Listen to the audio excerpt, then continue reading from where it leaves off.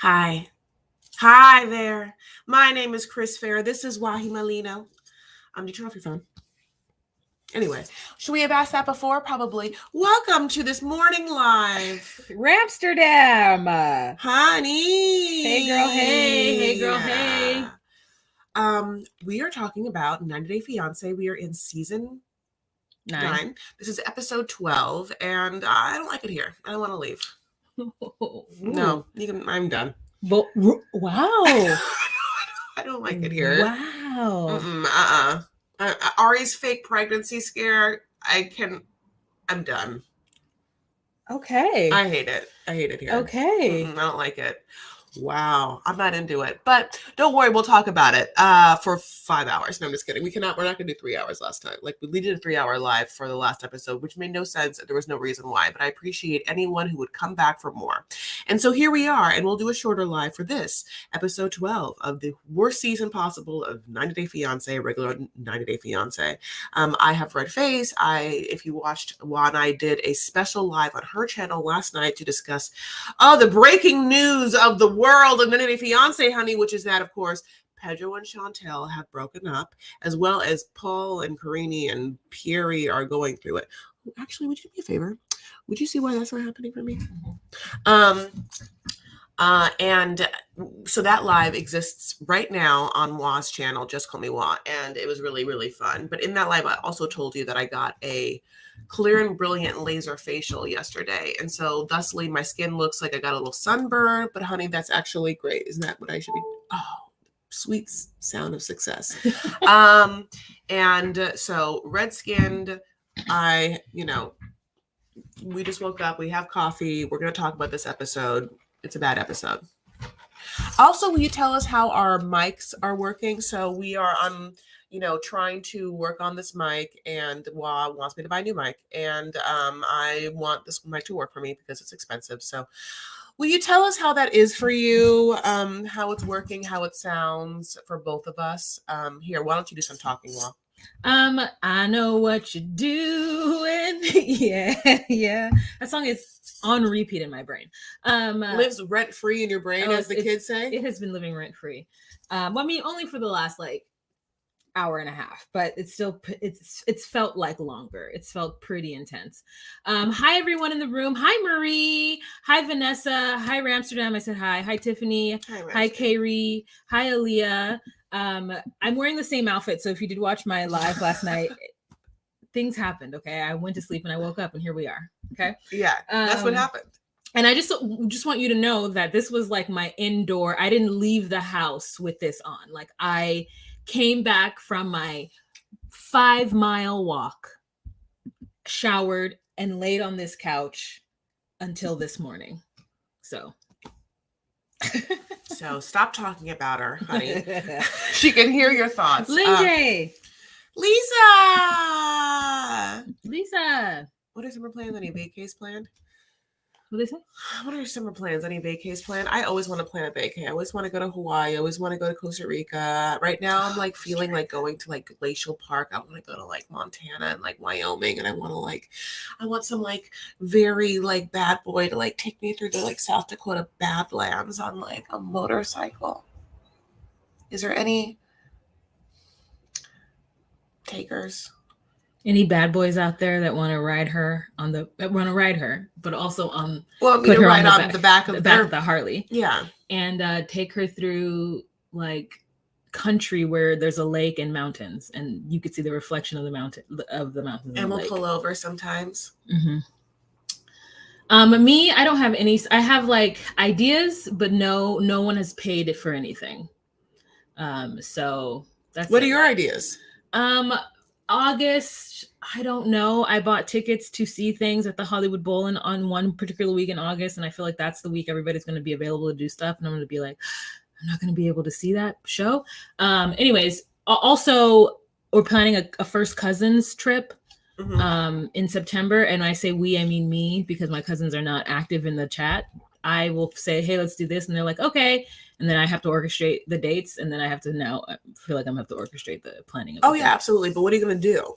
with them? Oh, we just want to go. We haven't decided on a city yet, but we want to go to a city for a weekend. And right now it's South Carolina. I want to see Hilton Head, South Carolina. Oh, whoa. Yeah. So, but you know, sometimes trips to the South can be hard for me as a Black person because like maybe Southern Black people are okay with like plantations and stuff because they grew up with it. But like for me to go and like see like a place where like slaves moved through or like lived, I'm like, you know, accosted with one's history is it's hard. Can I ask dumb questions, not about slavery? Oh yeah. Great. I'm so glad it's not about slavery, girl. I was about to be like, no, I gotta protect my friend. I gotta protect my friend. No, I'm so sorry. I didn't mean that. No, I really like. Will you tell me about Hilton Head? What is Hilton? Is it a mountain? Oh no. So Hilton Head is like an island. Oh. In one of the South Carolinian islands, and it was featured in either Rachel's season or another Bachelorette season as like a place where one of the guys took her out on a date, and it was beautiful. And I had like never thought that, and it was beautiful in a beachy type of way. Like I usually don't think of like East Coast beaches, like, you know, Atlantic beaches looking nice or areas looking nice, but this one was just so picturesque and like southern and beautiful. I was like, I would like to see what that looks like in person. Yeah, and interesting because there's like a southern East Coast beach would be a little warmer than, of course, like in New England East Coast beach, you know. But yeah, that sounds great. Okay, well, too bad I'm not a first cousin. I don't know where I'm gonna go, honey. I'd like to go to Tuscany. I like to go to Bordeaux. I always want to go, but like everyone, I feel like because I've been watched 3 episodes of Love in Paradise last night. I'm like, well, I guess I should go to like the DR or Costa Rica. Yeah, I mean, I'd go with you to Costa Rica because I've already been to the DR, and the DR is just as great as they show. It's just as great, if not better. Do you think that I would fall in love with it? Yeah, I don't know. Have you been to? No, but do you think? No, I haven't. But you see that I'm like rocking like a little bit. Like, do you think that I could just like have this hair and then just like put on like gold earrings and then like flowy dresses and then like? Do you think that I could just like really get into like an island life where like I'll find a part of my like spirit and soul that I've been like missing? Yes, I wouldn't do it in the Dominican Republic. I would do it in Costa Rica. So, don't worry, we'll talk about this dumbass show. So I hate it. I don't like the season. I'm over it. I mean, I don't know what to tell you, but I don't mean to be mean about it, but let's just go into it. Okay, so Eve and Mohamed. Now, yeah, remember these people? So Wah, obviously does recaps of the show too, but Wah has a better schedule. So like, she probably talked about the show on a Monday. It's Friday. She's like, what happened on this episode? Yeah, that is what happened. Also, your last comment about Eve and Mohamed was so poignant that I still call back to it. You made some comment about, and we'll have to go back and watch tape because your face obviously says you don't remember. I jumped in on your live in this one, and you said, "Well, doesn't it feel like we're watching two people in a relationship who one didn't do enough, like," and I'm not saying it correctly at all. One didn't do enough research, and we're just watching these two not respect each other's cultures. And I was like, or something akin to that. And I was like, you are absolutely right. And so now with the lens of that, now as I have that knowledge filter and or lens in which I am watching these two interact, it is so spot on and correct. Like, we are literally watching two people just make assumptions about each other and then try to like move through it. Absolutely. And when they try and talk, and they realize that the idealized stories they have told each other about each other is completely not true, they look at each other. That's like, but you're not playing along with the script in my head. Like, I think that she has a script in her head where he comes, honey, to America, and he's like, yes, I was Arab and Muslim, but now I put on a cowboy hat and will be there, your right-hand man. Oh, yes, right-hand man. Take care of your child all day? Great. Have children if you want me to, and or not care if you don't want me. If you can't have them, great. Raise them any way you want them to, great. You wear your titties out, have those low-class friends. I enjoy my life. I'll work out. Don't worry. I sexually am very into you, and I will give you, her idea of him is like bananas. And his idea of her, honey, is like, oh, I met this older lady who wants to bring me to America and live like they do in my country, and she's going to not have she's obviously seasoned, which was my word for her, which means that she has accomplished a lot. She's lived a lot. She's 47. Things have happened because she has been on this earth for 47 years. And that part is a little hard to like reconcile, because you're just kind of like, girl,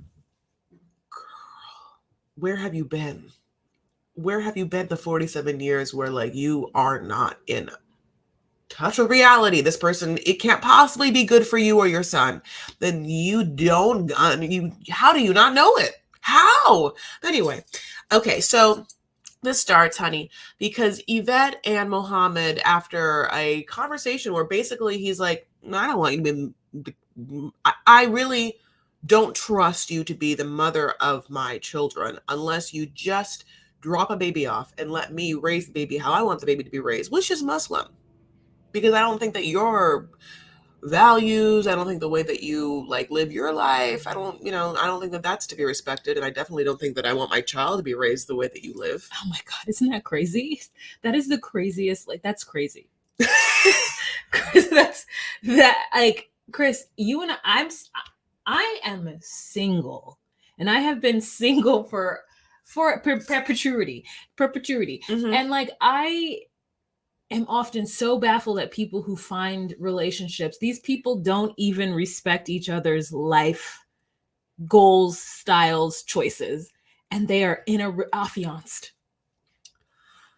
That's a little bit how I feel a bit. When Pedro's like, oh, Chantal, she can't even have a baby. I'm like, well, why did you decide to marry someone 10 years ago that was so immature 10 years ago that even now she still can't even have and I'm like, how did you marry someone that was so... People grow up. So in this episode, now they're having a fun time because Yvette has brought Mohamed and Theron to Parkour. Now, have you ever heard of Parkour before this moment? Yeah, isn't that where you're jumping from building to building? Yeah. Mm-hmm.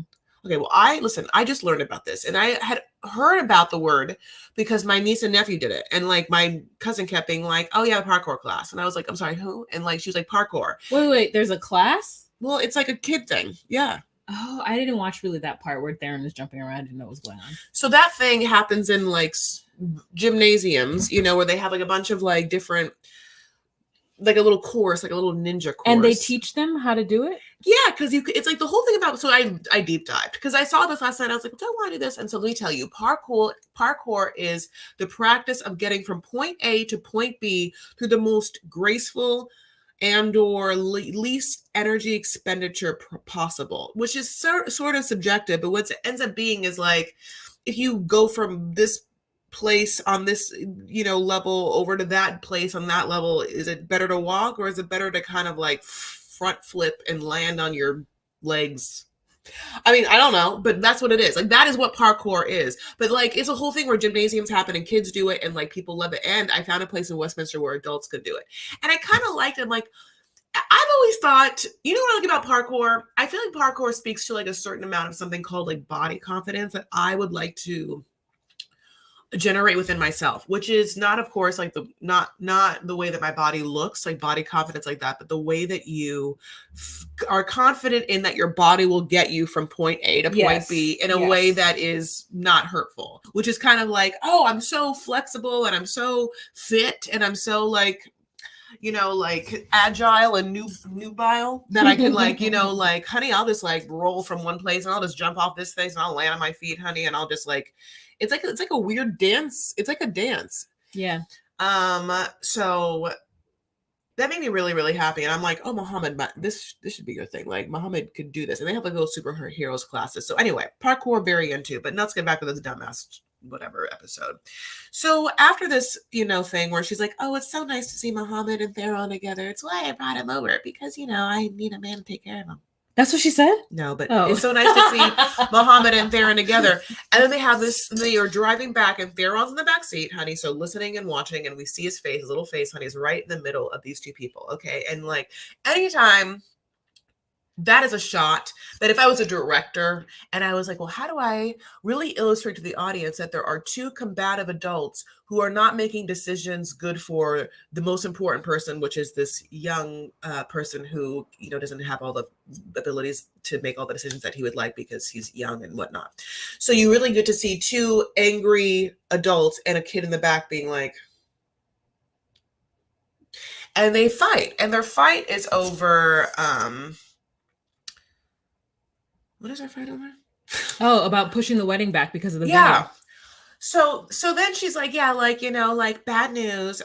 So I have to push the wedding back because the venue isn't right. And he's like, why do we need that? Why can't we just get green card? And his thing is like, if you push the wedding back any amount of time, that pushes everything back. I can't get my green card. I can't work. And the minute I want to go back to see my mom, the minute I get my green card, which I can't do yet, and you know that.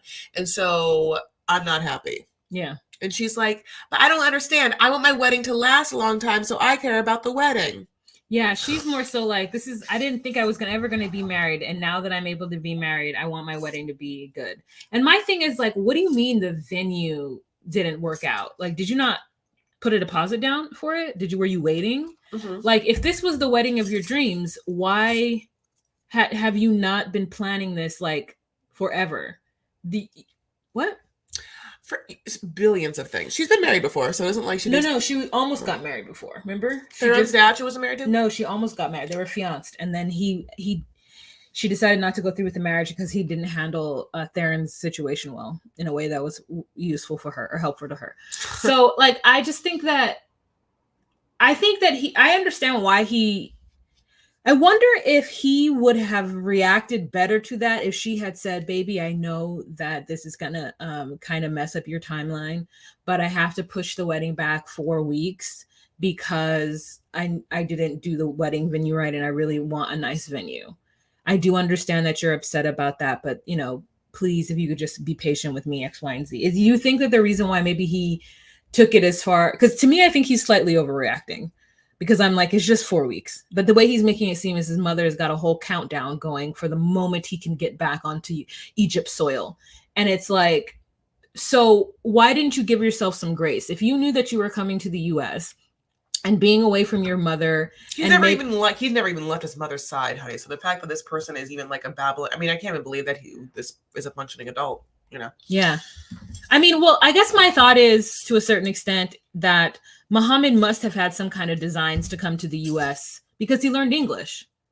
Like, what other reason? I mean, now I'm not saying that therapy. It's not like I'm learning Spanish to have a reason to go to Spain. No, I'm not saying that. I'm like, English is a hard language to learn.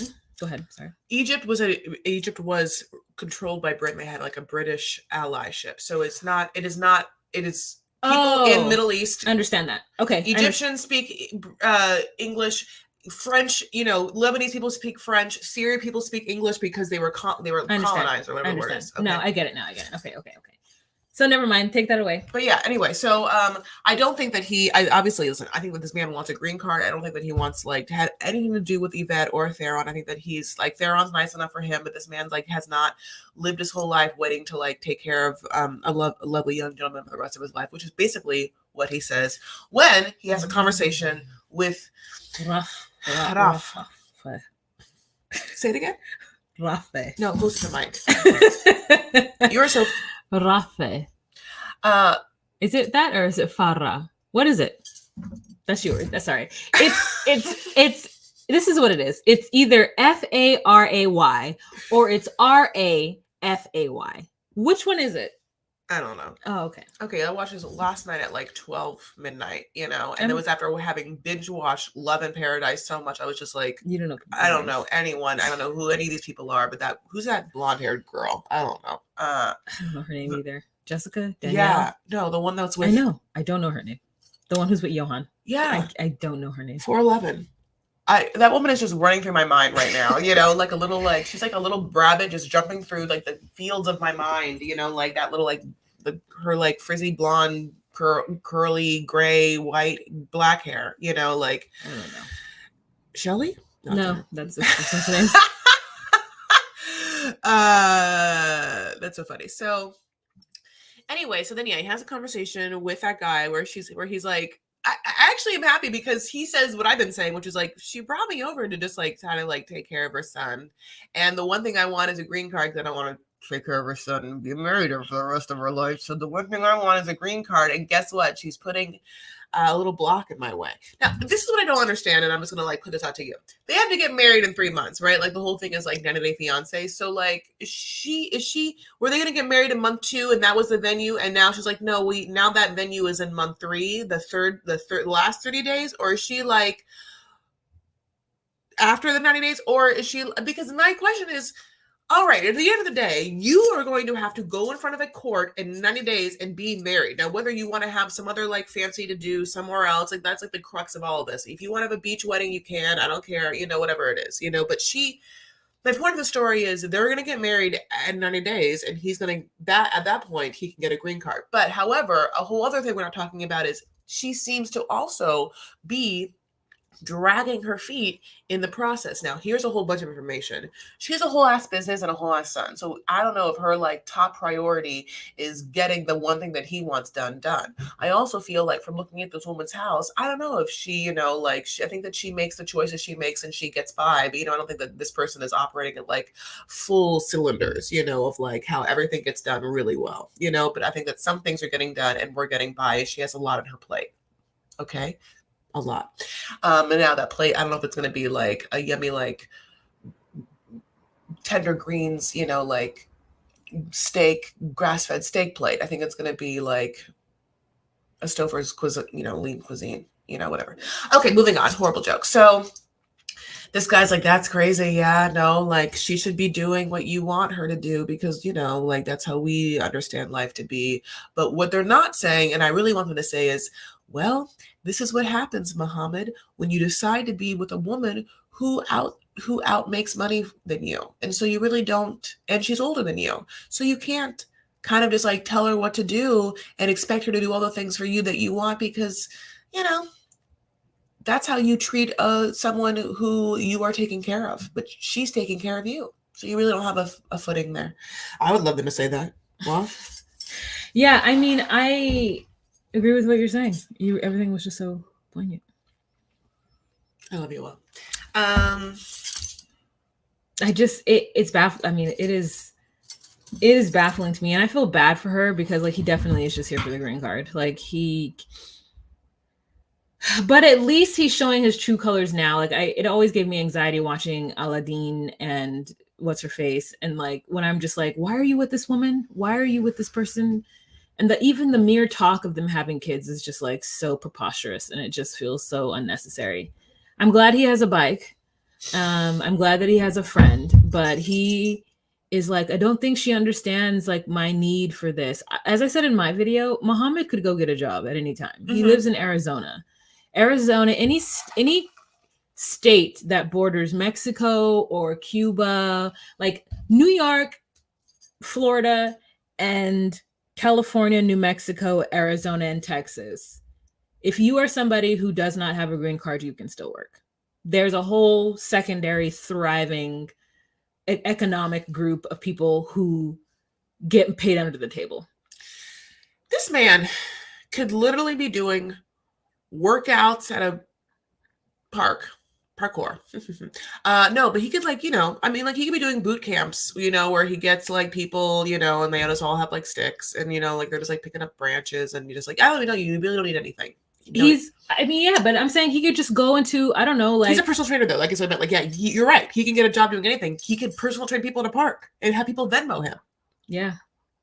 All he would have to do is just be working out at a gym and then be like, oh, you want to work out with me? Yeah. I have come on Sunday mornings. I can't do that voice. Go ahead, Wa. Yeah, no, I mean, so for him to be so upset with her is just showing his true colors and I said that I wanted this to be the first couple on 90-Day Fiancé that doesn't get married. Yeah. I want Bini and Ari to be that couple. They don't get married, and I want them to state why. And I want for Mohamed and Yvette, I want Yvette to say, no, I'm not getting married. You have to go home. That was what I want to see on TV. I want to see that too, but I want to know what. So when you say that you want Ari and Bini to not get married and then talk about why, what do you want them to say? I just want that to be a narrative on 90 Day Fiancé. Like, we should not get married. Where I'm not going to bring this person to the U.S. and, like, you know, fulfill the stereotype and then be responsible for him for 10 years, all because I'm trying to make fetch work. All because all of a sudden I'm trying to, like, be married to a man I whistled at on the street who got me pregnant 3 weeks after I met him. Like, this is not responsible. You know, it's not responsible on the taxpayers. Like, I just want them to, like, I just want there to be. And Ari said that, like, I'm sending Bini home because it's not responsible for the taxpayers' dollar. And then you could have Karen be like, he's not harvesting our American dollar. I'll pay you any. I mean, wouldn't that be such a, like, why wouldn't that be such a twist of fate? I mean, not a twist of fate, but wouldn't that be just such a, like, a shocking and, like, wow, this was the greatest season of 90 Day Fiancé. The couple didn't get married and they said why, and it made sense, and we all watched it and we wished for it and we got it. This show is riveting. Well, now, of course, you remember what I said we should do, which is that all the couples at the end of the day would only get married, honey, if we vote and they can. There's a lot of people who were like, yeah. Okay, so yeah, that's basically what I have all for them.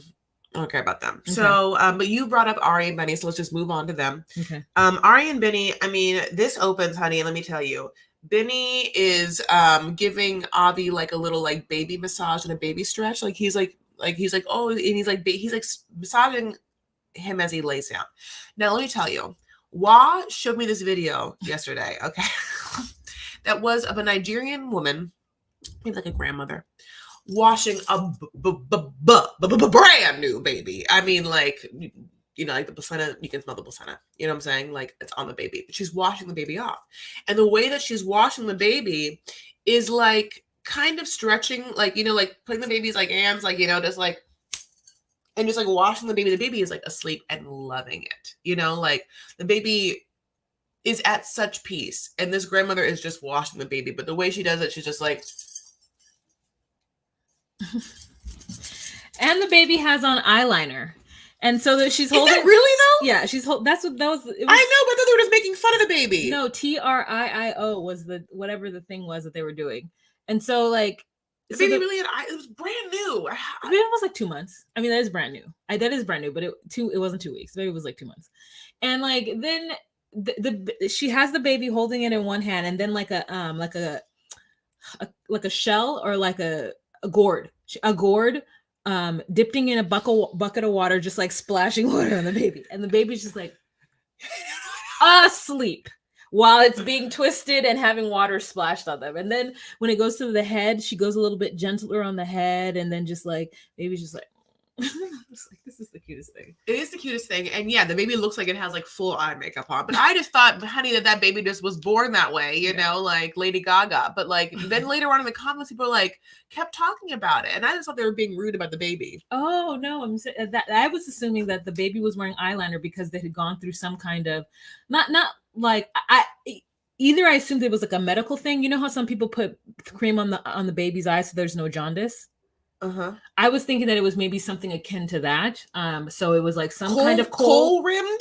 Yeah, but I don't know if it's coal. Like it's just dark. And then I thought maybe it was a part of like maybe some kind of baptism ritual. Yeah. Like I thought maybe it was like, oh, the reason why the baby has that on its eyes is because it went through some like birthing ritual, and you're supposed to leave that on the eyes until it dries.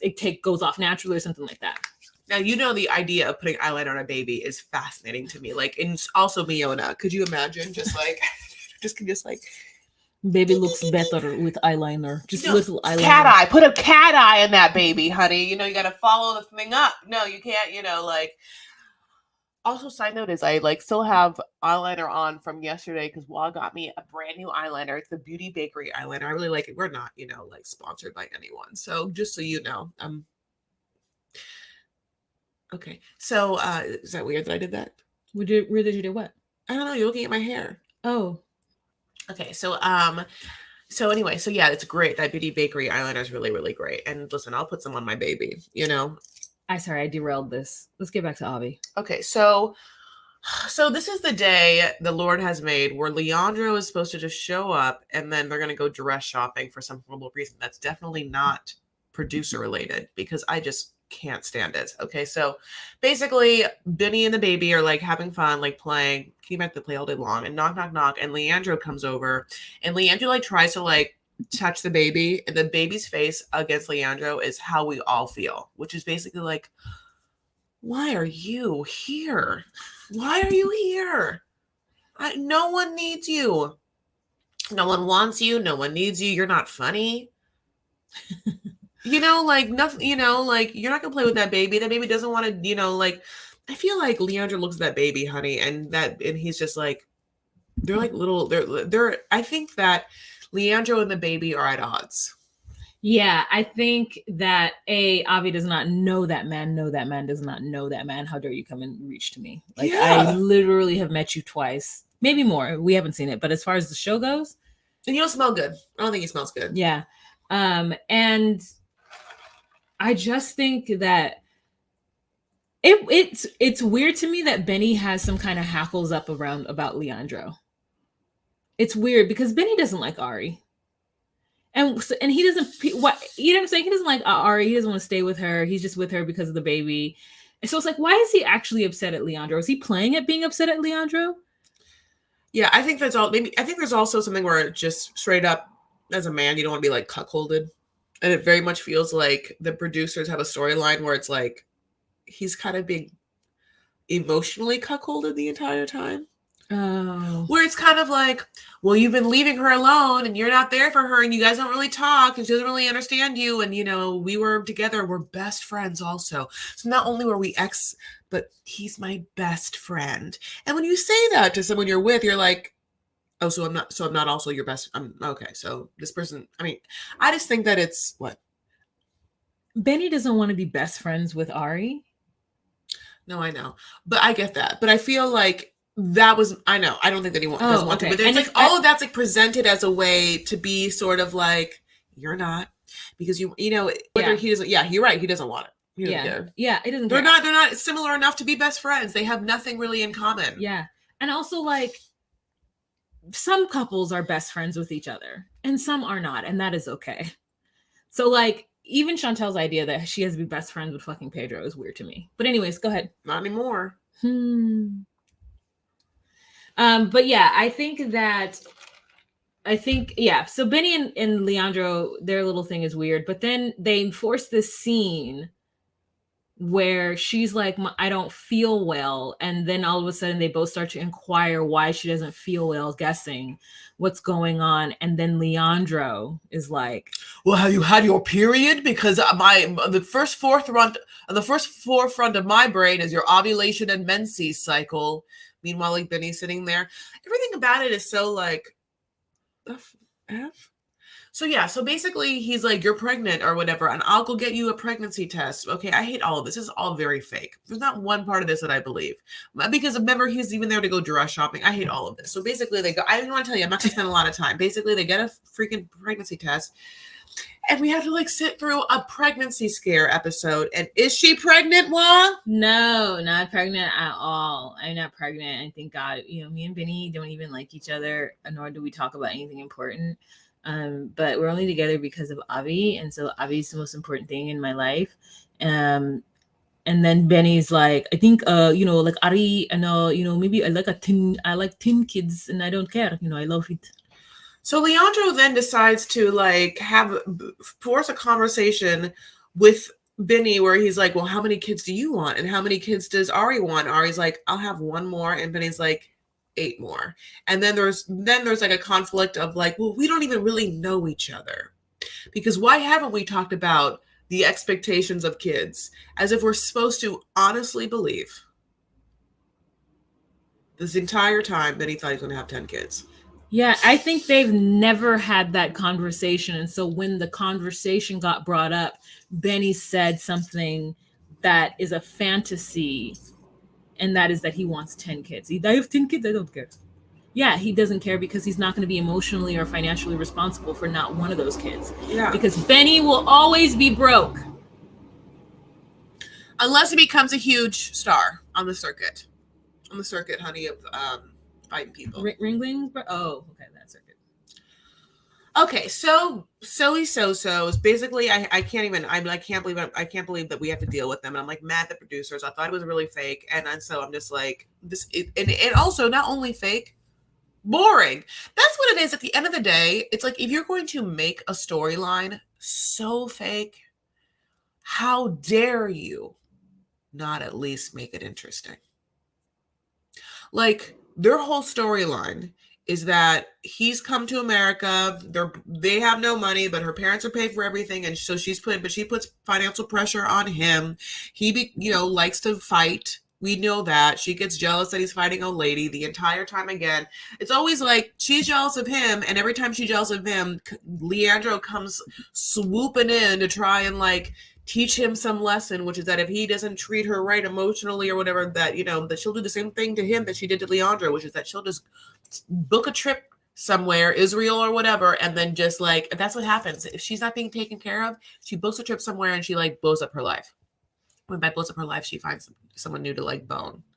And I mean, can I be honest?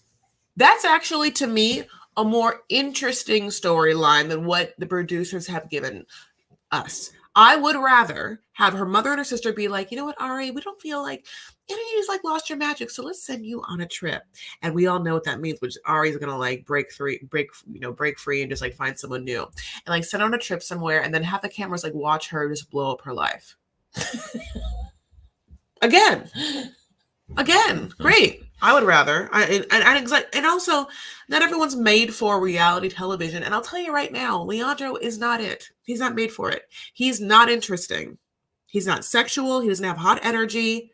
I'm not saying he's not attractive. You need to have something like be nefarious. Like try and touch Ari, and then have like the producers catch like a little something.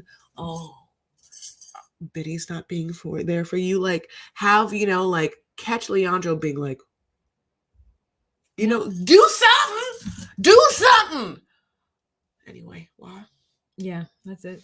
Okay, so let's move on to Thais and Patrick, which I think the star of the episode is father. John's accent. Yeah, you got to tell your father. He is a comical. Yeah. He sounds like someone who's giving me like a dialect coach for that accent like, in is America, it real? In Hollywood. Yes, I know, but that's what I'm saying. It is so spot on that it feels fake. So basically, what happens is, as we know, Thais never told her dad that she was getting married because her dad is jealous or whatever, and she just like makes noises all the time. Yeah. Oh, that's like not like so many like oh, but it's like a I can't do it. It's so crazy. So anyway, she didn't tell her dad, and Patrick's upset about that because he feels like that he's an upstanding gentleman, and they're like he wants to be married to a woman that's like, oh, I'm so excited to marry you, and I saw my parents here, whatever, great. And she's obviously not like that because she doesn't want to tell her dad. Her dad hates him, and also like doesn't trust men in general, and definitely not like for his baby girl. And so obviously they try to go to like a chapel where she like try to like smooth it over, being like, I'll marry you right now. And he's like, no, only strippers get married. There is like this point of Patrick, which I do appreciate, which is that he feels like he has certain tenets he wants to live by. He feels that he has dignity and respect, and there are ways to do things the right way. And I'll be honest, I appreciate that mentality. I think that there is a lot of men in a generation that are lazy. And so for Patrick to have like, no, I want to do things the right way, I really appreciate it. I feel like some men right now just be like, whatever you want. I didn't tell your dad, no big deal. I didn't tell my mom. Or whatever. I mean, like, oh, good. A cheap wedding. You want to get married here? Great. Oh, so anyway. So having said all that, I appreciate Patrick for this. And I understand his viewpoint, which is, he's sad that she hasn't told her dad. And he talks to, men. It's funny because sometimes we think of men as being like unemotional creatures and like not like needing to like talk. But like it's very obvious that Patrick is in a codependent relationship with John, and so of course we tell John. They live together. They like are brothers, like you tell John everything. Just like a 14-year-old me would tell Wa everything, But also that's his confidant. That's his best friend. You do tell your friends those things. Now, do you tell your friends the nitty gritty? No, but you do tell them if you're having issues so that they can help you through stuff. And in this case, Patrick telling his friend and his brother about the Thais's father not knowing about the wedding um, was important because they gave him the correct information. I honestly think that Patrick should refuse to marry her unless the father knows. And he needs to just take the L and like lose out on the money on the K1 visa, because him getting married to this girl without the father knowing, to me, is setting up a bad foundation in their marriage. Oh, yeah. The father will never forgive him. And Thais is going to then, when it becomes hard on her or whatever, is going to expect Patrick to probably do things for the dad. Like, I don't know. Like, in my mind, it just feels like it's not setting up a good relationship between those people. Yeah, absolutely. You know what? I'll tell you right now, Thais is young. She's too young to get married. She's so young, in fact, that she's going to make beef stroganoff with mustard and ketchup together. I mean, you know, this person. She's 25. She's not. Well, she's not ready. Doesn't make a difference. Not every age is nothing but a number. This woman isn't ready to be a full-on wife. That's fine. This woman thinks that she's going to have like a whole ass house, honey, with like, you know, like all the beautiful things. And like, she's going to make a dinner that's ketchup and mustard. Well, I looked up the recipe for the Brazilian stroganoff, and it does have ketchup. It does not have mustard. So maybe she found a recipe that had that in it. And then that's why, like, I think that's what happened. But you start off with the diced chicken. You don't boil it. You cook them like regular. So I don't know what recipe she had. But I just didn't, go ahead. No, I get, the ketchup is almost in a lot of things because it's like tomato sauce, you know, and mustard's in a lot of things, but it's a whole different thing. Like mustard in a dressing, so yummy. Put Dijon in every one of your vinaigrettes. Put ketchup in all of your like marinara sauces, super yummy. But in this case, crazy. So yeah, he of course comes back from the dinner with his like private dinner with his bro and his friend, and he told him about the thing, and they were upset, and then we start to have conversations with John and Thais where John is trying to, you know, like stand up for his boy, because here's a whole other thing. John takes it personally. John's like, yo, why wouldn't she want to marry you? Why wouldn't she want her dad to know that she's about to marry the greatest guy ever? I mean, there's nothing better. I don't know what this accent is. Sorry, guys. It's very New York. Okay, but he's like, why? Why wouldn't you tell your dad, your father? Why wouldn't you tell your father that you're about to marry my brother who's great? Huh? Well, thoughts? Thoughts on what I've just given you? Comment? Oh shit. Yeah, I think that he does think his brother is great, and that his brother is not some schmuck and some idiot, and why wouldn't you want to tell your father? I would understand if she was gonna marry some schmuck, but she's marrying my brother, and my brother is the greatest. And yeah, I don't like the way he went into Thais. Like, he has to, right? Obviously, because producers made him do it. And I love that producers made him drink a Diet Dr. Pepper. And I'm like, we all know it's not a Diet Dr. Pepper.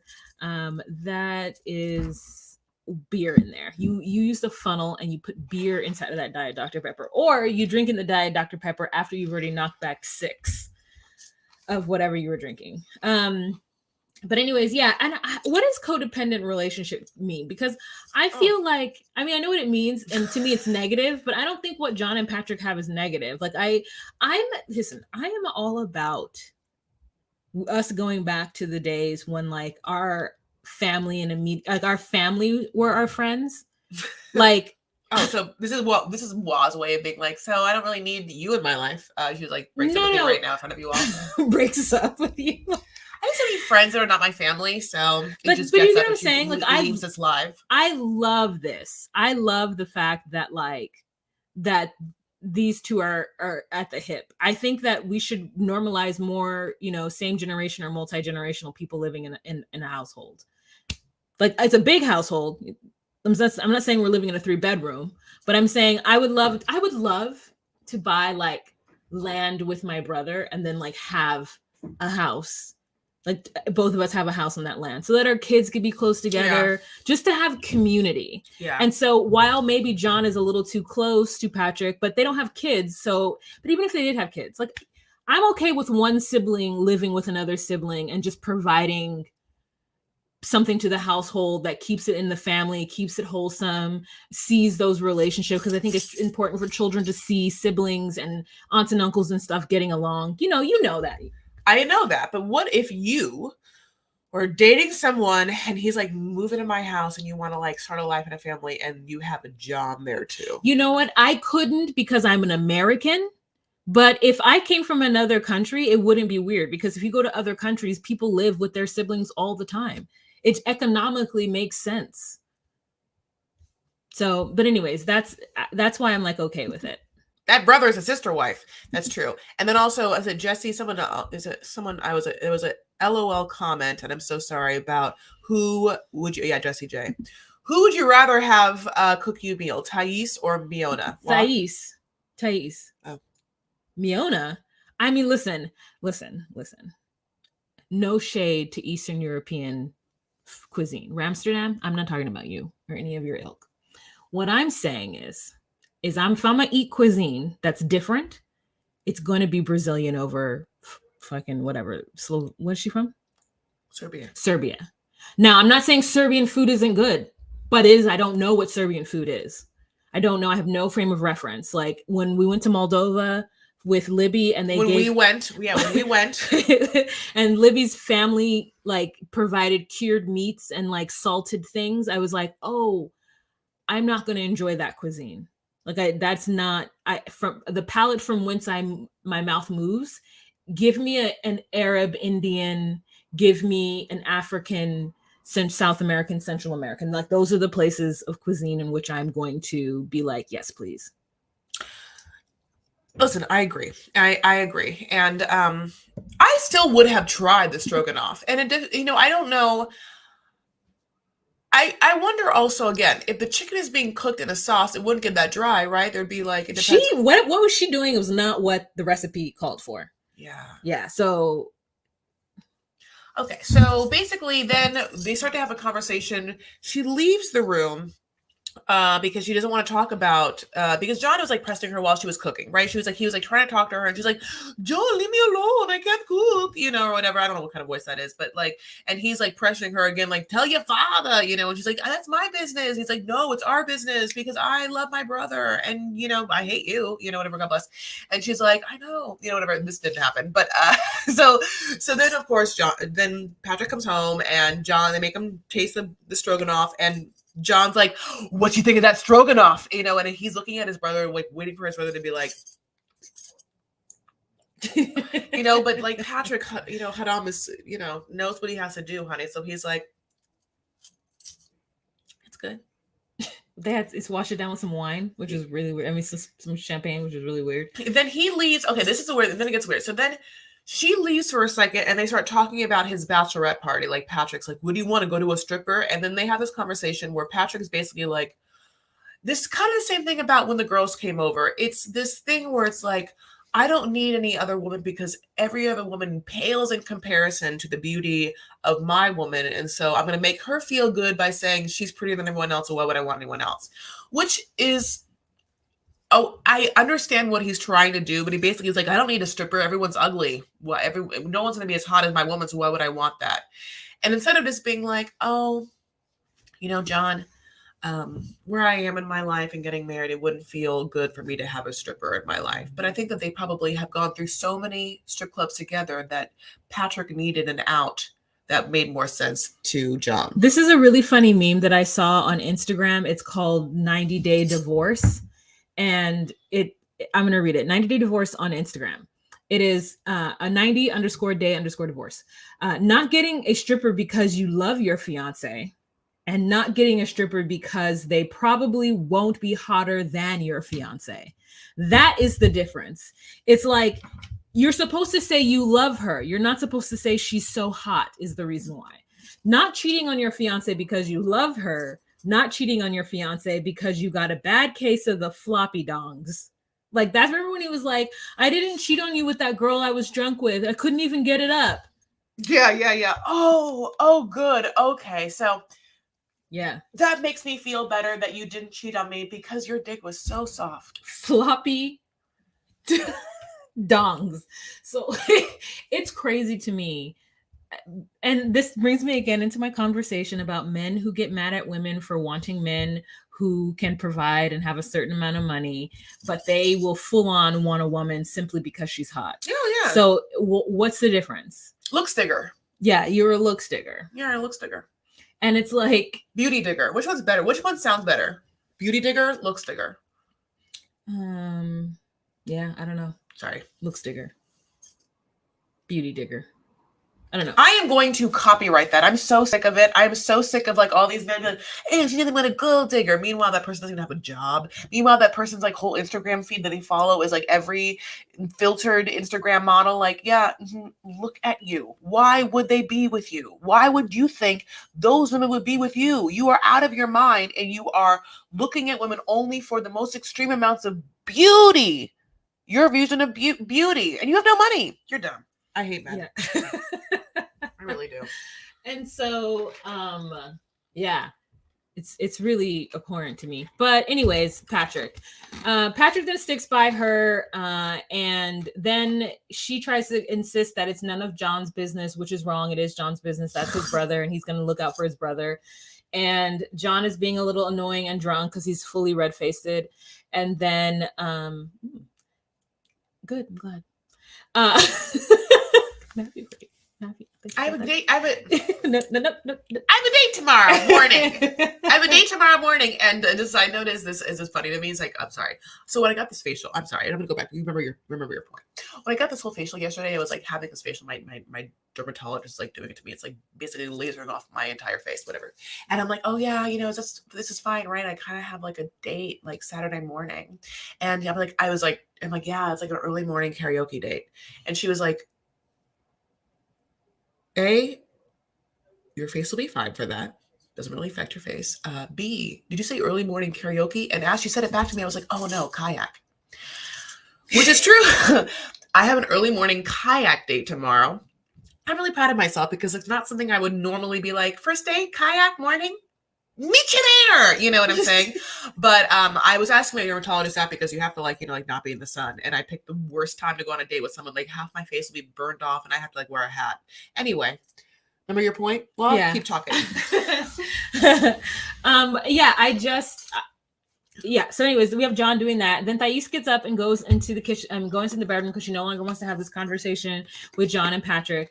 And then she comes out of the room so silently in that house that probably has every door that squeaks and hides to listen to the conversation. And so then Patrick and John are talking about John getting hookahs for his bachelorette party, and that's when Patrick makes the comment about him not wanting to see somebody in front of him shaking that tail feather because his girl is actually hotter and no one will ever be that, so that's not the reason why he would want to see some ladies dance for him. And so then John's trying to convince him to do so. Thais comes out and is like, hi, listening, and you want Patrick to do whatever things, and then that's all I remember.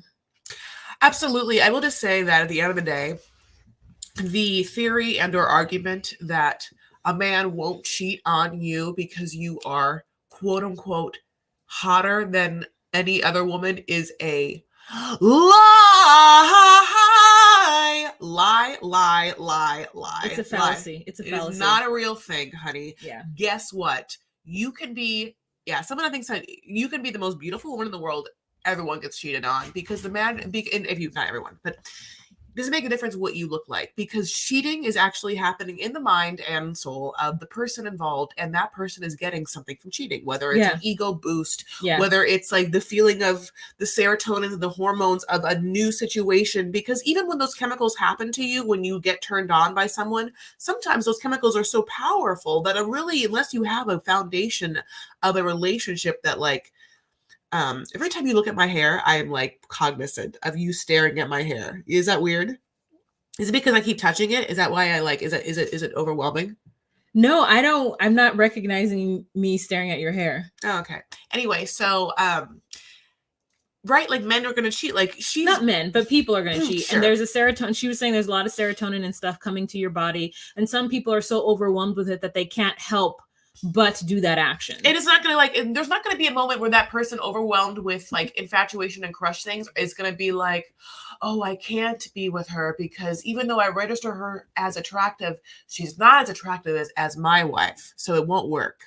Like, no, he'll just look at this woman and be like, no, she's blonde. Or she's just different looking, or even she's Brazilian and she's uglier than my wife. But for some reason, I feel less than. And the engagement with this woman and the thought of having sex with her is making me feel better. So it has no bearing on my wife at all. It's how I'm feeling at this moment. And I'm going to make this choice. That's what it is. Also, thank you so much to this incredibly generous super sticker. Sing EVV. First of all, my love, if you have been here before, I haven't recognized your name or your like beautiful avatar, which is, let's talk about it, Summer Berries. And so thank you so much. I don't remember seeing you before. So are you new here or is this your first time talking? Do you change your avatar and your name? Thank you so much for this incredibly generous thing. And also, what's happening with those berries? Is that a little bit of granola right there? Is this a breakfast? Is there like a little creme fraiche that I'm not seeing that is also on the side? That'd be great. Do you like creme fraiche and berries? Mm-hmm. Okay. Thanks, Wa.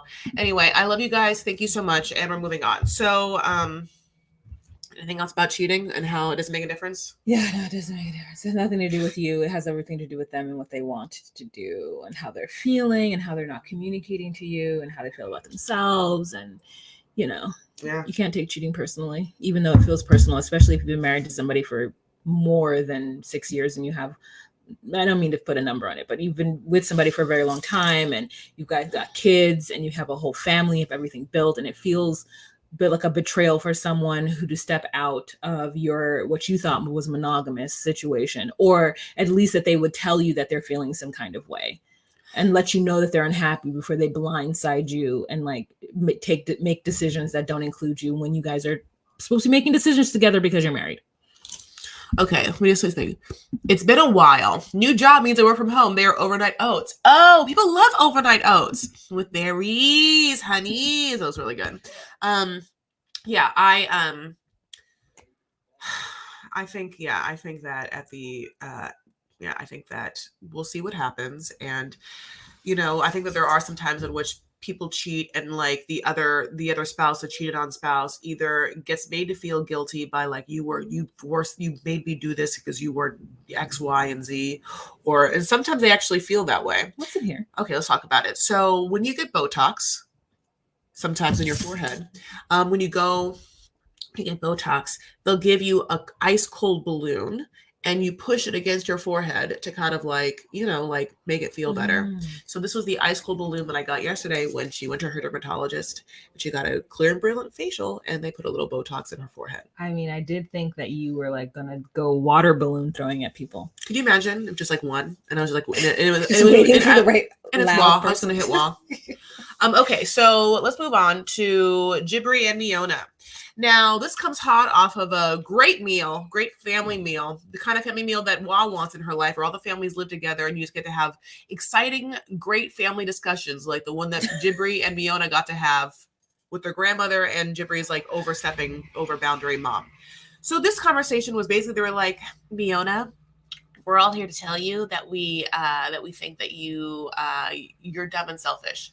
When really, Jibri, for some reason, was never taught to like discuss anything with anyone. Here's the man that keeps getting a fight with his best friend. One where he's almost dead. The second one where for some reason he can't talk about things. And for some reason we just blame Miona. Like Miona is this incredibly selfish person who is like horrible. And she's so, like unforgiving with her like one request of a beach wedding, like really get in line, Miona.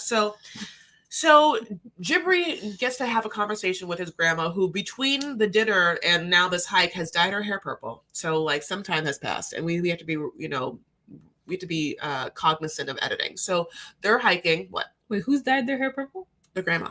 Oh no, it was purple in the very first time we've seen her, and now it's faded, right? I thought it was faded and it looked more purple, like she had freshly dyed it. You tell us. Oh, Do you think that Jibri's grandmother added a little fresh color to that hair? Or do you think that no? I thought that she was purple when we first saw her when Jibri and Miona went to see her with matching like pink bandana sweaters on. And now this time it's just faded. So it's like it's been weeks. Okay. Basically the grandma's like, I don't see joy with you. Which I think is actually one of all the things that people have said to Jibri, like his mom and David. Actually, the grandma conversation is the most one where I feel like she isn't trying to manipulate him to what she's to do something. She is giving him what feels like an honest assessment. So I've been around you guys the whole time, and I don't know if I feel genuine joy and happiness from you and why. Oh, Ordered Steps. Hey, Chris and Ross. Everybody giving some love. Thank you so much, Ordered Steps. Really appreciate you. Also, yeah, I didn't remember seeing that avatar either, but I know we did yesterday. But look at that little like pink ribbon. Thank you. Breast cancer awareness on your avatar.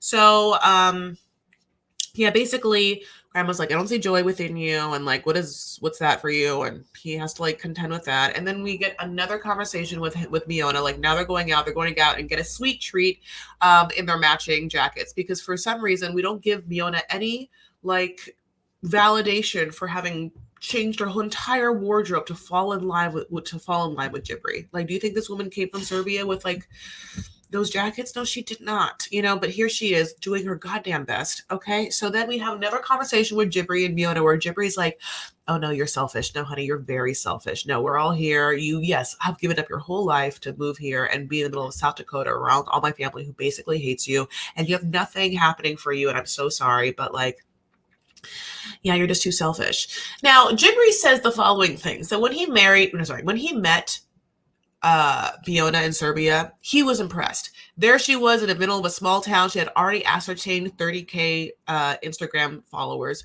which is, I guess, the first thing he says about her, because in this generation, that was the first thing to say to Grandma. Well, let me tell you, Grandma, when I first met her, 30,000 Instagram followers. Like, I just can't imagine being like, Dad, let me tell you about this guy. He is so great. He has 30,000 Instagram followers. Chrissy, no MFA. Oh, MFA would be like a fine arts degree. My dad would not be happy about it. But, like, as opposed to like a BA. Anyway, God bless. But yeah, I'm saying, like, he's like, oh, and she like was working on her thing and she spoke 4 languages and she was like on top of things, and now she's here not doing any of that. Well, she just can't do any of that here. And listen, she has been putting on makeup. So you can't tell me she hasn't been at least practicing those skills. We've seen the makeup. You know what I'm saying? I contend that I don't even know what they're mad about with Miona, except for the fact that she has only asked for one thing, which is a dumbass beach wedding. It's what she wants. It's what she wants. I don't understand. And I still don't understand. I'm like, I get that weddings are supposed to be for like both couples, but we also know that weddings are like 70% the person that cares more. And in cisgender heterosexual relationships, it could be that the woman is that person. So I've always been like, yeah, we want both sides to be represented, but when it comes to the wedding, the woman just kind of like gets a little more of what she wants in that situation. I don't care. That's how I feel. Okay, you can come at me. So even knowing that, I don't understand how everyone is like, the one thing Miona wants isn't valid, isn't right. She give it to her. It's her wedding. It's not his family's wedding. I hate it. I hate it. So again, he's like, you're just being selfish. It's all about you. And she's like, okay, but the thing about it is, it's also not about your mom. So I don't have to make my wedding about what your mom wants, but she can't say that for some reason. I feel so bad for her. Wow. Yeah, I don't agree with you. No, you don't. And so I love it that we have difference in opinions on this. I just am like, don't understand the true significance of women and weddings. 1, 2, it just feels like a waste of money to me. Not to say that I don't want a wedding or like would scoff and turn my nose up at one, but I would only spend a lot of money on a wedding if we had a lot of money. because then otherwise I'm like, I would use that 20,000, 40,000 that you would spend on a wedding for a down payment on a house or towards our savings. Like I can't imagine it. So it feels foolhardy for them to spend money that they don't have at a critical point in their lives on a wedding that's unnecessary. And then also, I guess I'm just too like immigrant about this, but I think weddings are for the family too. Like and I'm not saying that I wanted to be a part of, I didn't want to be a part of any detail with my sister-in-law because again, I'm not into weddings, but like my parents had to pay extra to invite more people because my brother was like, no, we can't have any more. My mom was like, well, we have to invite such and such and such and such. Mm-hmm. And then my mother paid for them because my brother was like, then you have to pay for it because we can't pay for it. Yeah, but your brother and his wife were like, that's okay. We just can't do it. Like, we don't mind that happening. Like, we would love people to be there, but listen, our budget is this. And your mom was like, well, then I'll do this. Yeah. Then my mom, but then my mom was like taking credit for paying for the wedding. And my brother was like, oh no, you didn't pay for the wedding. You didn't pay for the wedding. What you did is paid for your guests, which is not you paying for the wedding. Well, I pay for my wedding. And so like, but what I'm saying is that there has to be room for that. That was the compromise. My brother was upset at first because he's like, I don't know these people. Why did they come in my wedding? Oh, yeah. Wait, that's a whole different thing. Yeah. Why didn't he know those people? Like, how close are these people? They weren't close to us as children. Do you know them? No. I mean, I know them, but they're not like, oh my God, yes, that person. Have you gone to those people's weddings of their kids? No, but maybe my parents have.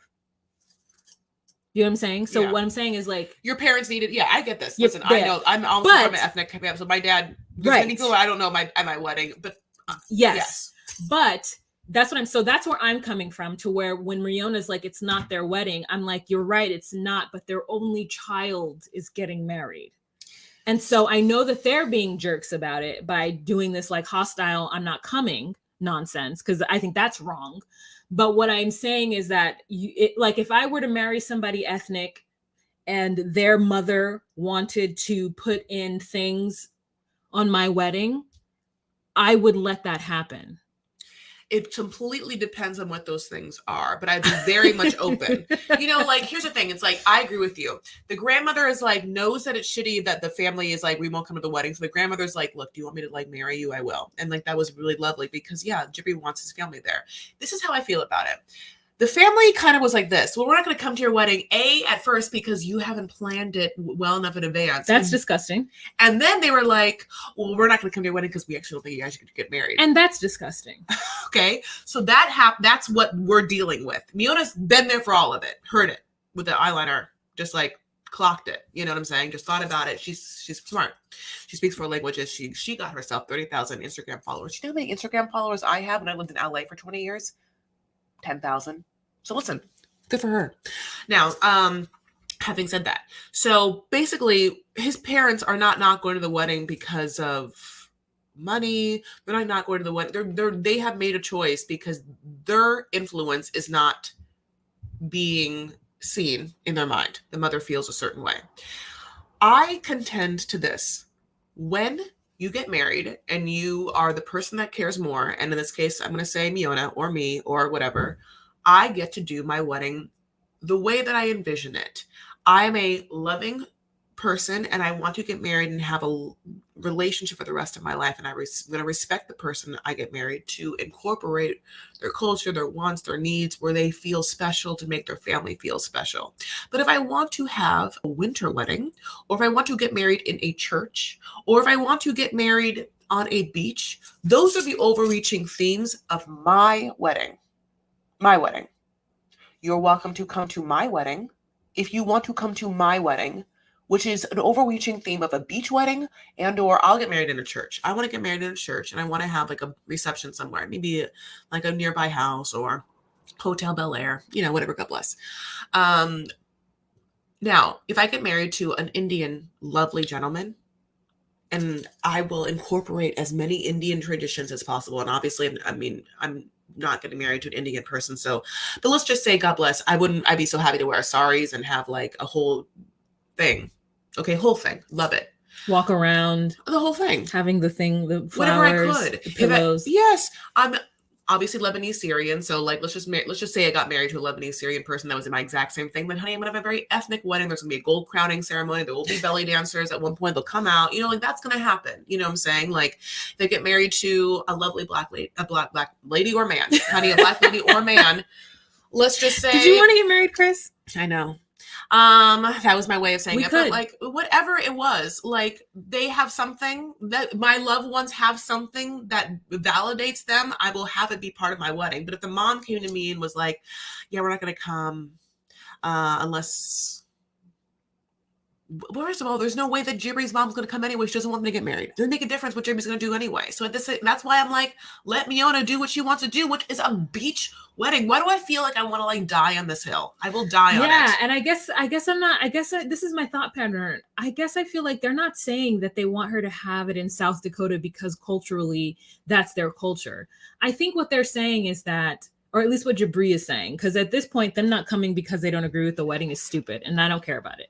But then I'm like, it's wrong, and then yes, let's have a beach wedding. But what I think what Jibri is saying, and what his parents should be backing him up in, is that we don't have the money to fly to another place and book a venue that's going to be expensive, or book an area or whatever, and get a hotel and do all that. It would be so much easier on us if you and I and my parents and my grandmother could just go to a park here in South Dakota, or go to like, you know, the courthouse and maybe have a little small reception in the reception area of a restaurant. Like if we could just do that right now, and then later on have a huge ceremony where everyone can come and we can have this beautiful thing. But like, let's just do something small and nice right now, and later on we can give you what you want. Okay, and what if Fiona was like, or we book 2 flights to California and we get married, just a very small ceremony on a goddamn beach, like I've been saying this entire time. Okay, the entire coast. I'm not asking you for Pelican Hill, but I'm saying let's go to Ventura County, and there is a park there. There is a beach. I can smell the water. There will be like a caw. I don't know what a seagull sound like. Okay, whatever. I don't know what she does either. You know, but they'll fly over our head, and I will get married. It's on a beach, and I'm happy. And guess what? Then you've made your wife happy, because the one thing she asked for, which was a beach wedding, and she left her whole life to come here. Okay. And you've just been like willy-dillying in like different recording studios with astronauts. With astronauts, and I've asked for one thing, and I'm wearing this jacket. Kill me. And I'm wearing this coat all the time, and I have to deal with you and your like crazy mom. Oh my God, honey, we gotta move on. So get so upset. So yeah, he's like, at the end of the day, Jibri's like, it's gonna either be you and me or just me. And I love what? That's what he said. He was like, it's gonna be you or me or just me. Like, and I'm kind of like, breaking up with her. I'm asking you like I didn't watch this episode. I know, because you watched it like a year. I feel like I just like blocked some of this out. As soon as it was done watching, I just like let all of it go. Okay, so there was something happened with Karen and Guillermo, which basically was beautiful people being in a beautiful place, having something happen. I can't tell you. I don't know. They're pretty. I didn't watch them. No, I mean you can't. I didn't watch them. I fast forward through them. I think that literally, from what I remember, it was like a fever dream. It was basically her being like, oh, now that your brother died, I'll get married to you in the way that you want, which is a compromise of you getting married. Like, because he wanted a wedding. So she's like, now I'll compromise and I'll get married in a dress for you because your brother died. And that's what happened. Okay, that's what happened. Bye. Did she say that? Yes. She said because your brother died? Yes. Wow. She said, you know, like now that, you know, life is so precious. And so we shouldn't be waiting around for like the thing. And like, so like, you know, and I get that now, and your brother died and you feel bad about it. I'll make you happy by like, you know, like, having a wedding and I'll wear a dress, which I love. I love like that Kara's like, I'll make you happy and I'll wear a white dress. And I'm kind of in my mind, I'm like, Kara, you've been wanting to wear a white dress. Come on. You like definitely have cute style. You're definitely not an Yvette. You have some cute dresses, honey. I mean, Kara's style is I love the way she does her simple ass eyeliner. I know it. I love that like she has her natural freckles coming through. I know it. She is glowing every time we see her. I know. Her hair color is perfect. Her outfits are so simple and just cute. She's giving me a nice little gold necklace with that V right here, or that. And whatever she's wearing is always just like a little slip of a whatever. Yes. Or it's something that's bigger, but it even still looks effervescent and light. Like she's fucking fairy and she's just like floating all the time. I have to give it to her that I think that she has such a good style. I think that it is incredibly accessible and like, but still elegant, like put together, you know, whatever I think that who has better style, I think, that we've seen of any person on this show. Yeah. It's not going to be Libby. It's not going to be Paola. Like no one has good style on this show, you know? It is single-handedly Cara. Yeah. It is like she's just giving like Irish and Scottish lore. Like she does like the littlest flick. Yes. You go up. You would have to go kind of down for her. You do up here. For Cara's, it would have to be like out down here. I don't understand eye shapes in that way because to me, if I did that, I would look. You know who else was doing that too? I don't think I would look good, but what's her face was Stephen with a V? What was Stephen? Catherine? No. Alina. Alina. Oh, Alina. Yeah. So Alina did the same thing too, except for Alina's hair. Alina did that kind of eyeliner, which I tried to emulate, but it's the shape of my eye. It doesn't go well with it. Yeah, I think mine doesn't either. Yeah. Alina did that eye, and Alina would have kind of given me. I feel like Cara is the evolution of Alina, a little bit, except for Cara's not cottagecore. Never mind, take it back. Yeah, but anyways, yeah, I really do like Cara's style. She's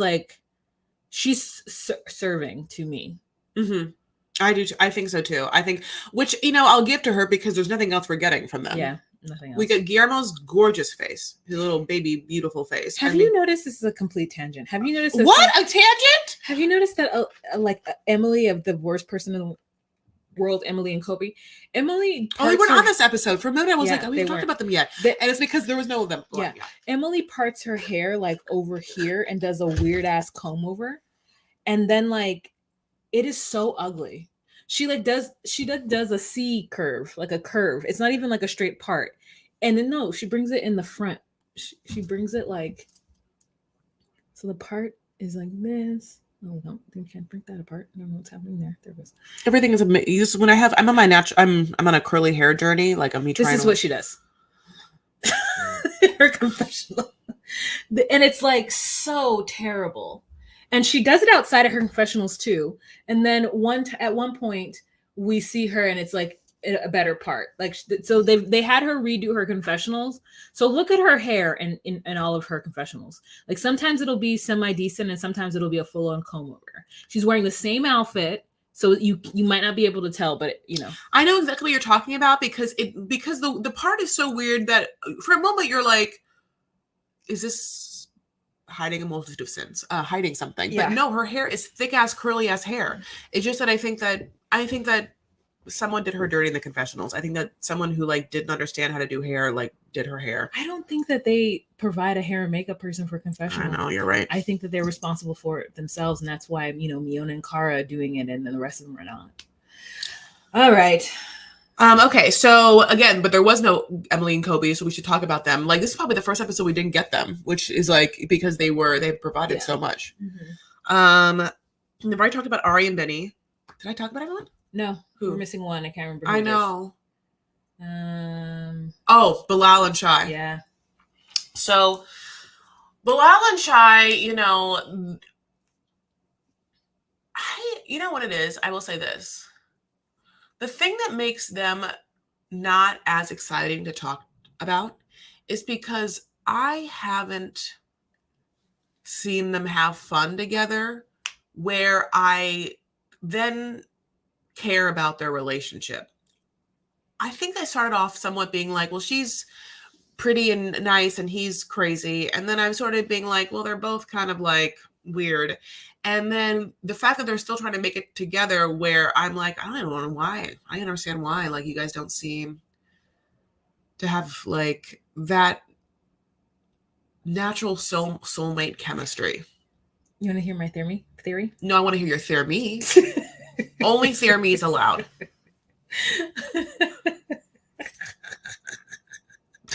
You guys get ready, honey. Take a sip, because you're about to be regaled by someone's theory, honey. And she's been wanting to say it, you know?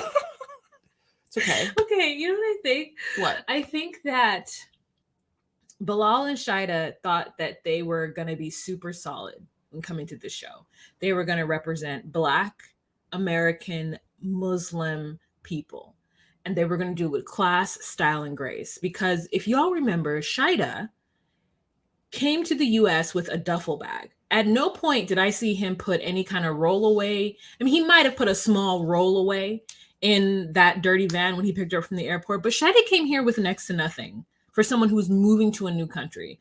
So either A, he'd been buying clothes for her to stock up in the bedroom that he has procured for her, or B, she shipped all of her stuff before, because I know that those outfits were not in that duffel bag.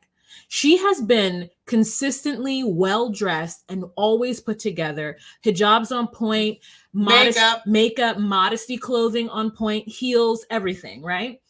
And so is he. He's been well-dressed too. So I think these two thought that they would, of course, have their drama, and they probably talked about what kind of drama they were going to have beforehand, and then they started this show. But now they're in the show, and I think they're starting to see that they probably don't know each other or understand each other as much as they thought they would. And I think the prenup was probably planned. I think she knew the prenup was coming. But all the other little things, I don't think she knew that the stress, him, leaving her at Juma, like just his behavior and him being OCD about a certain amount of stuff. I think all of that was quite shocking for her. And I think they're both in this place where they're like, damn, like, we are not providing the TV we thought we were going to provide. We're not providing the image or like whatever that we thought we were going to do. And so when he's quiet with her, she immediately just wants to cheer him up, because I think she and him are like, yeah, we're going to be this great couple. You know what I'm saying? And now but they're not charming, and they're not, their personalities aren't, they're not warm. And I'm trying to think of like what isolates it. They're not warm to each other. But I also feel like, I mean, this is me saying this ignorant, but also Omar and hot ass Lebanese Omar, and Avery, they, as a Muslim couple, we could tell they fucking like each other. Oh my God, I know. And so I was just gonna say it's because they're Muslim, maybe they have to be a little bit more modest and conservative. No. But the answer is no, I'm wrong. So like, you see, listen, I mean, like, we all know what it's like to feel palpable love between a couple, you know, like love, care, where there's an energy there. I don't have to tell you, like, to see a man, like, you know, like, he's not sweet and warm with her, and she is not really sweet and warm with him. There seem to be always at odds, not understanding each other. And like, but because of that, I'm not behind them as a couple. It isn't like I'm like, well, they'll get through it. I can't wait for them to like have beautiful babies. I'm kind of just like, I don't care. I think you should go home. But I think this is a surprise for the both of them, is what I'm saying to you. I think that they didn't think that they weren't as compatible as they are. You know what I'm saying? As they aren't. It's actually kind of funny too. But do you know what I'm saying? Like, I feel like they thought they were going to come here and like be this couple, and they're not. And I think we're seeing them in real time not live up to the fantasy that they thought they were going to provide. Yeah. And so I think that they will get married, because on paper it makes the most sense for them, and that, you know, it's hard to find gorgeous, nice. Also, and Bilal is not ugly. Like, so no, I think for her to find him, she's like, he's a good man. He takes care of his children. He's going to provide a nice, you know, situation for me and my children. Like, I think that like that is why she would continue on with this, even though she can see, and they both can see that there's whatever. So anyways, when we have the silence with them in the beginning, this is her trying to do the thing and stay in the relationship. So she brings him and his kids into her world, and she tries to do a yoga practice with them. And Bilal is completely disrespectful of the practice. How did you feel about that? Yeah, it's like he's never done yoga before or whatever. Were you angry? I think that, yeah, you know why? Because I think that if you were warm and caring about someone and like we have seen that this woman isn't like super gung ho to do all the activities that you guys are usually used to. Like she's like afraid to be on, she's afraid to play board games, honey, doesn't like Monopoly, she doesn't like a scooter. You know what I'm saying? So like if you, as someone who cared about your person you're gonna bring into a family, you're like, well, I'll tell you what she cares about. She loves that yoga, loves it. And she has been like, I want to bring you out and like your kids. I think that I would also be like, oh, she's trying to connect with my kids. Also, this is like the most important thing in her whole world. She loves it. Yeah, because being on a scooter and playing board games is not my most important thing in the whole world. So the stakes aren't the same. Yeah. So I'm gonna like make sure my kids like take in one of the beautiful skills of the woman that I'm about to make their stepmom. This woman is great at yoga teaching, honey. It's what she's good at, like let her do her thing. Let your kids do it. But like he, I think, starts to, I almost feel like because she's in a power position in this moment, which is that she's leading the class, it almost feel like that in itself is a little too much for him. And the fact that she's telling him what to do, like go into downward dog, his natural like rebellious nature of like, well, let me show you who's boss, is like this disrespect that we see. Yeah, I mean, maybe it's because I do yoga, so I do understand that when someone is taking time out to like share their practice with you, especially someone who is as into it as she is. Now, Yeah. I've done yoga on and off for the better part of 12 years, 15 years, right? And so I don't do it religiously. I don't think of it as like, I think I try to think of it as a practice so that I could get more of understanding myself and my body within it. But I'm still not quite there yet. Like sometimes I'm in class and these top people are talking and they're saying like chakras and like inner heart. And like, I'm like, girl, just tell me what the next move is. You know what I'm saying? Like I'm not as like spiritually into yoga, but like I could still understand how if somebody is wanting to teach me a class in something, especially me as an adult, and that somebody is somebody that I love, and they bring my kids into it, and I see that one of my children is enjoying themselves and like actually taking it serious, and the other one is giggling, I'm going to take it serious as well, because I'm going to let the 10-year-old giggle. But like the 14-year-old and me, we're going to try to honor her as best as we can. Honor her. And he's not. He's like, oh, I'm hearing this person poot. Oh, I'm like, then he's pushing the other one and he's like giggling with the other one while she's just probably did like, it must have just been like a 15-minute gentle yoga vinyasa flow. I know. Like it wasn't anything intense or long. Power positions. Yeah, no, it was just like meditate, think about this, like let's not waste the day. And she brings it up. She says, I know that, at least I'm getting him to smile. She's like, he was giggling and playing during the session, and I didn't mind because at least he was smiling. He was warm. Yeah. Okay. Melissa, I saw this and it was such a cute comment. Hi, girl. Hi. And then then people are also saying stuff, which is that maybe there was a council of people of Muslims. Some Muslim clerks are like not into yoga. So like whether that was, like haram or not. Oh. He pushed his daughter when she looked so peaceful. Yeah, it was annoying. It was very annoying. And like, so, I mean, I just feel bad for her. And then they go back afterwards and he blames everything on her. It is just so interesting how it's like, I'm upset because of the way you behaved. Yeah.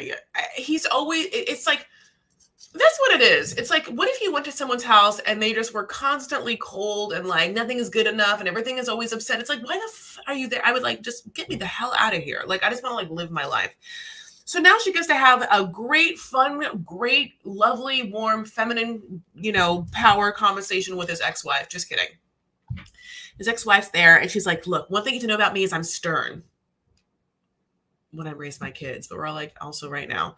She basically is like, you will sign that prenup because it's my kids' money. And I'm not going to trust you if you don't. And I'm looking at you in the face. And right now, you're going to look at me and know this. I will always have the power. I'm the mother of those kids. You're not taking his money. We're best friends too.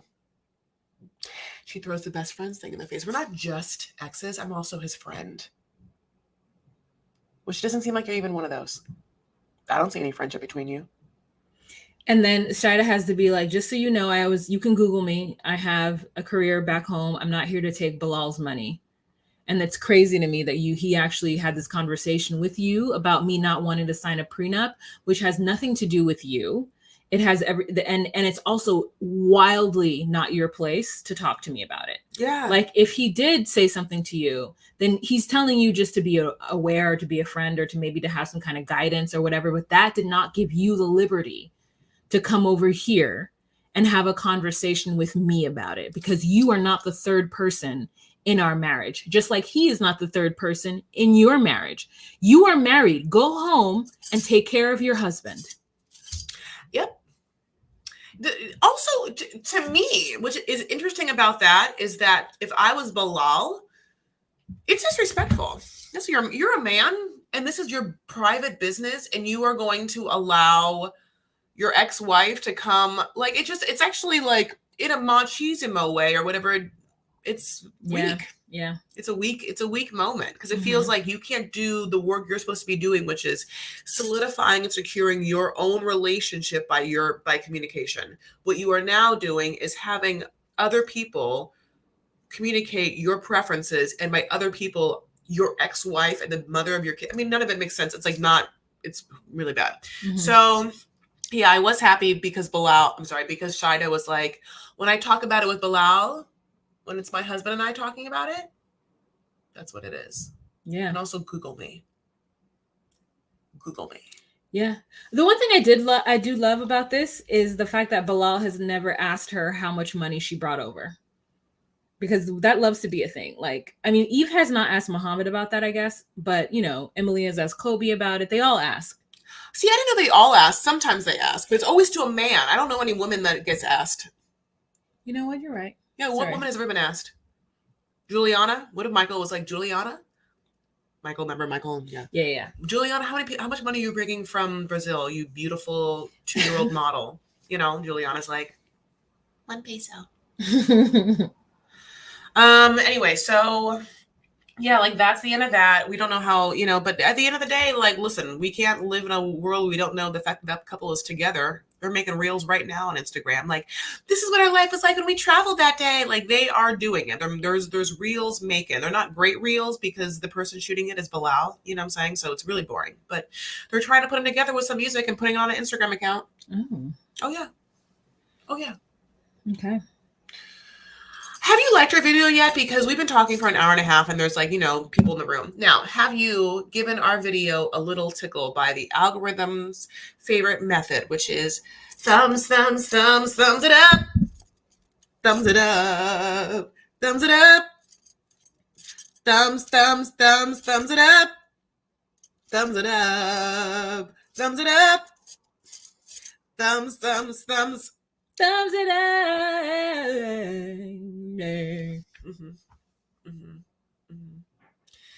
Listen, it's always gonna change, because of all the years of doing that song, that was the first time I think had some great choreography.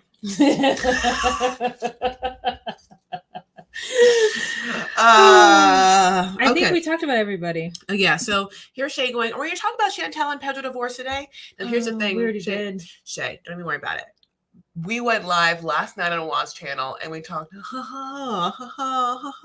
about it, and the Pierre Paul Carini situation, which is shitty. I mean, that one is bad. Yeah. So we did talk about it. It's last night. So don't worry, it's super fresh. And as much as I love you and I want to have a full conversation with you and have your live things, I'm also excited to start my day. Yeah.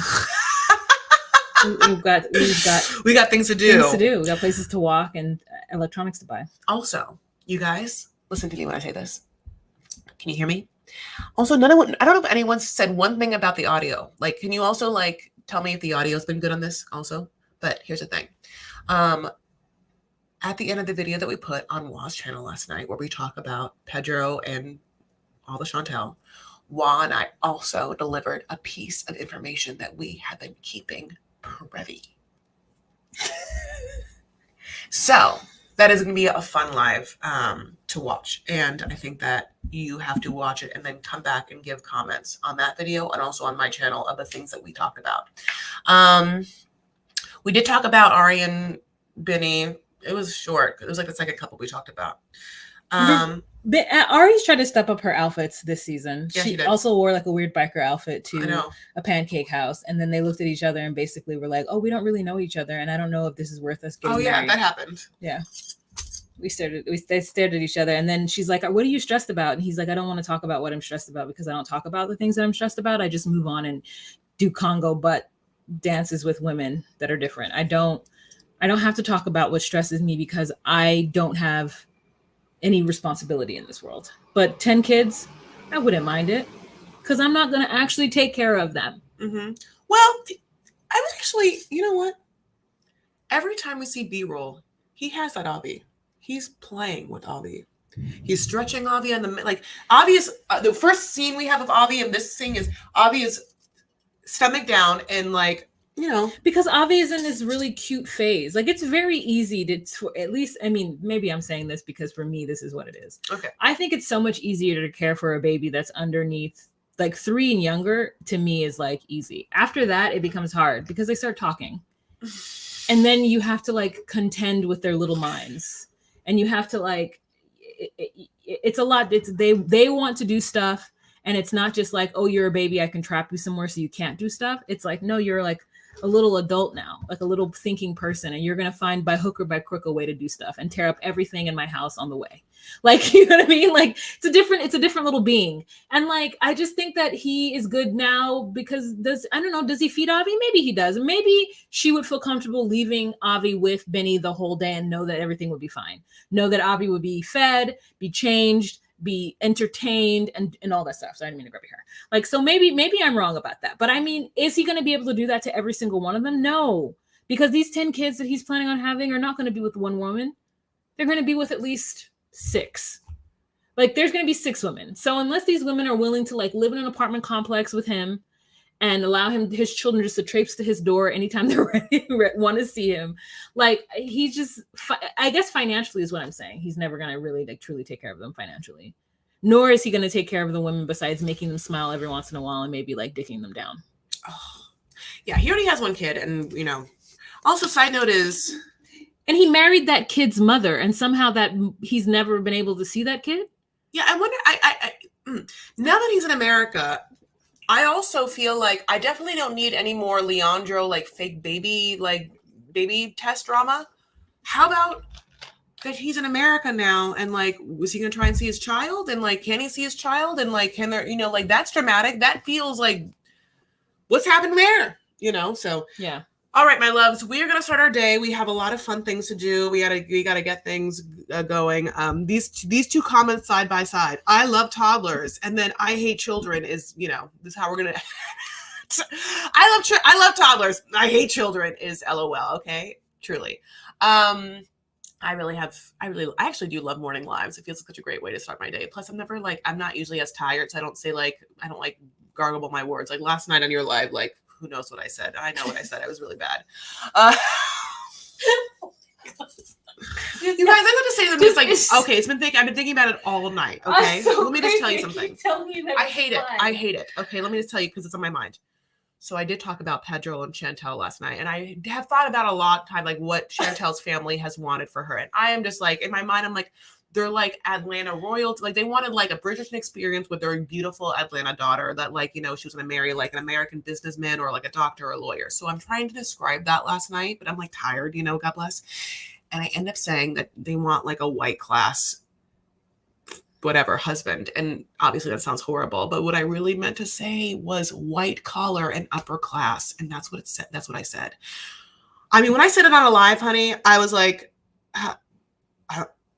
and then I was like, did you just say white class? And laughed for like, oh, it was great. And she was so upset. And I tried to like walk her back and like get her to feel good about it. But she was like, I made a mistake. I said a thing I wasn't supposed to say in a live. And I'm like, it's fine. She's like, no, I shouldn't have But that crazy like politician with Trump had just got done saying white lives or whatever the hell that bitch said. And so like when I said it, I was like, I was so mad. She I didn't did mean say to. it. I truly 100%, of course, in my mind was like, they want a white collar person. They don't want a blue class person and like a blue collar. I'm like, what? I can't even say it now. A white collar. What is it?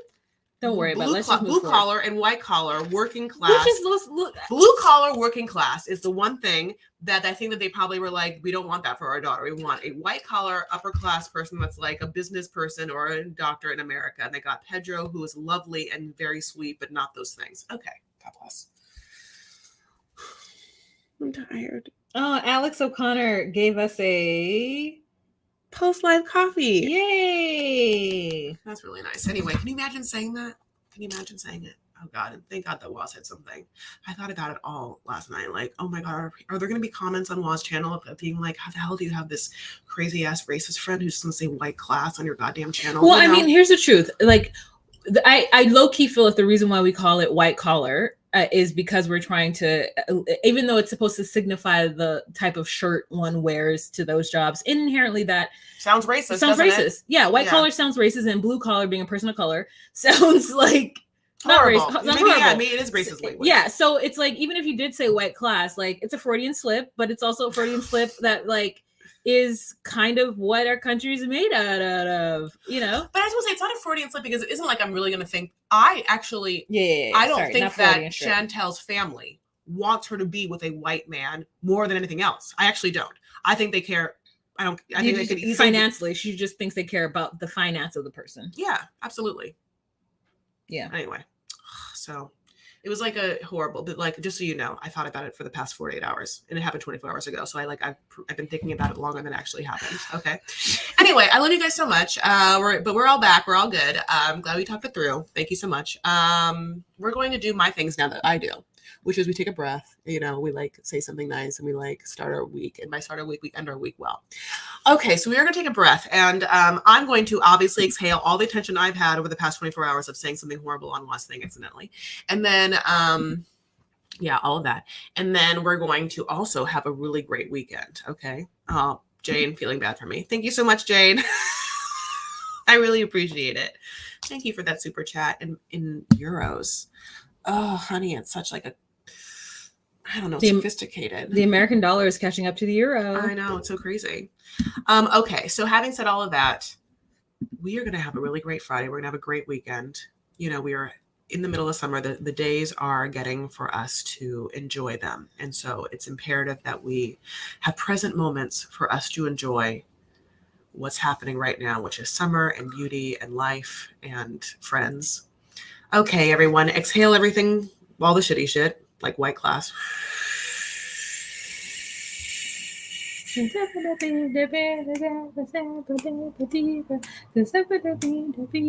breathe in.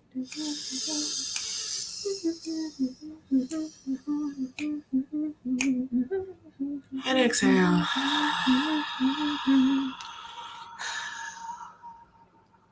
Feels good, doesn't it? Do you think Pedro's exhaling now? Makes me sad still. Okay. All right, my loves.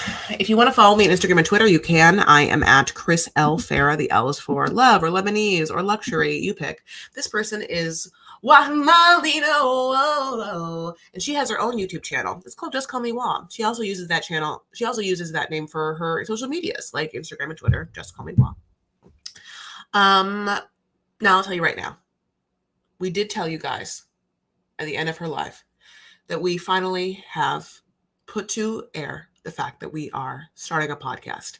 So I will tell you on this channel that if you'd like to follow the Instagram of that podcast, it's called DocuSweeties. That's us. DocuSweeties. DocuSweeties, like docuseries. So there is an Instagram. It has no followers because we haven't posted one thing. But if you want to be like the first, you can also follow our DocuSweeties Instagram account. And other than that, you know, we're doing it. We're really excited. Yeah, there's no one else because I didn't. Yeah, it's super cute though. So that is us. That is our lives. We're bringing you more content. We're trying to do the most. Love in Paradise is what we'll be talking about. That's the Instagram account, DocuSweeties. We're super cute. We love you and we appreciate you guys being here. And again, that video exists last night. Oh, someone just followed us. Oh, hot. Oh yeah, Jessie J. Jessica Schilling. Jessie. Okay, so sometimes it's hard to know like between like Vanity Fair, like I know Alana was like, oh, I'm AK. Like, oh, good. Tell me on Vanity Fair, if you talk in a live chat and you have a different handle so I can start to like put people together. Is that you, Jessie J, or is Jessica Schilling someone else? I know the name. Anyway. All right, my loves. Again, we really appreciate it. We love you so much. Thank you for being here. Thank you for liking this video. Thank you for subscribing. Thank you for your comments. Thank you for your replay gang. Thank you for the comments that happen afterward. All of it great. So well, I'll say your fun thing, cute thing. All right, you guys. So you guys have a fantastic week. And remember to be you, be true, and find your place. Bye. And I want you to take care of yourselves and one another. I want you to stand up for what you believe. And I want you to make art. Okay? We love you. Bye. Boom, boom, boom, boom, boom, boom. What was that song you were singing before when we were doing the breath thing?